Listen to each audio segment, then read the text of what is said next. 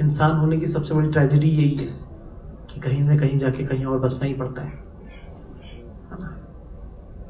कितने लोग हैं जो बैंकॉक के पले बड़े हैं, बैंकॉक में पैदा हुए, कि चेफ आपको पता नहीं क्या कमा रखा है आपने।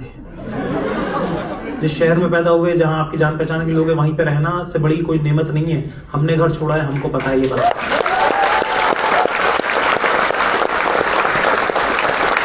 और ये बात मैं ऐसे नहीं कह रहा हूं, दुनिया जीतने के बाद कह रहा हूं मैं, कि घर जब पलट के जाता हूं, मैं अपने दोस्तों से मिलता हूं, तो मुझे लगता है कि वो सब लोग मुझसे जीत गए जिन्होंने घर नहीं छोड़ा।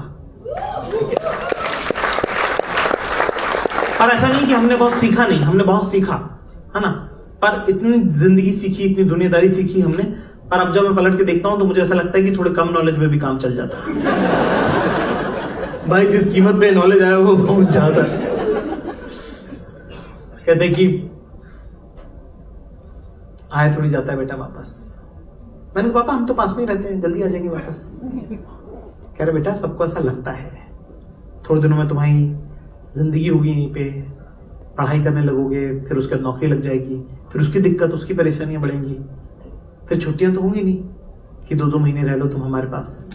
सारी जिंदगी जिस बच्चे को हमने अपने आंगन में देखा है ना, वो कमरा खाली हमारा पड़ा रहेगा हमेशा। हम खाली रखेंगे, उसको साफ रखेंगे कि वो आता है ना तो वो रहता है यहाँ पे।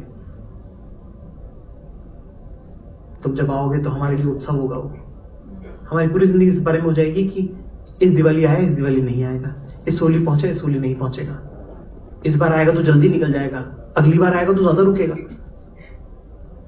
हर बढ़ते साल के साथ दिन घटते जाएंगे और तुम और बिजी होते जाओगे। तुम्हारी परेशानियां, तुम बड़े शहर में जद्दोजहद करते हुए एक लड़के, और हम छोटे शहर में इंतजार करते हुए तुम्हारे बूढ़े माँ बाप। ऐसे ही करते, दूरियां बढ़ती है बेटा, ऐसे रिश्ते खत्म होते हैं।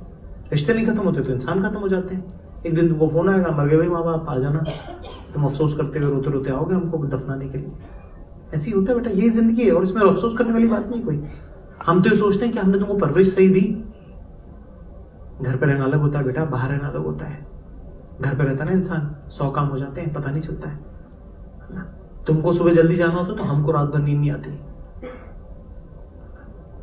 क्या खाओगे, क्या पियोगे, कैसे रहोगे, सुबह उठ के जाओगे कैसे, पहनोगे क्या, खाओगे क्या, ये सोच सोच के तुम्हारी मम्मी और हम पिछले 20 दिन से रो रहे हैं। अपना जिगर का टुकड़ा बाहर भेजना आसान नहीं होता बेटा। ये बोल के हमारे पापा फूट फूट के रोने लगे, और जब मैं उनको रोता हुआ देख रहा था मेरे को तब मजा आ रहा था।